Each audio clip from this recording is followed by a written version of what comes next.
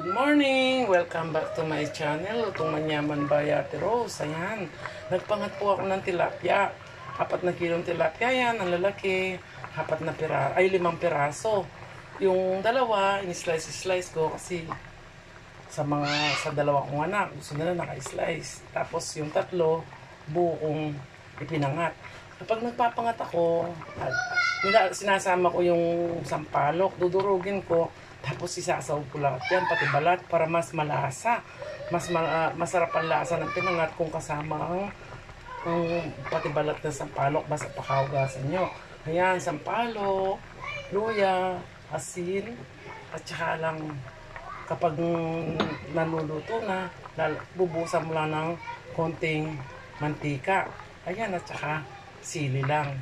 Hindi siling pansigang kasi parang sigang na rin ang lasa kapag yun ang nilagay nyo. Yan lang, siling ganyan. Tapos, ayan, magsasawsawan tayo ng patis. Ayan ang ating pinangat na tilapia.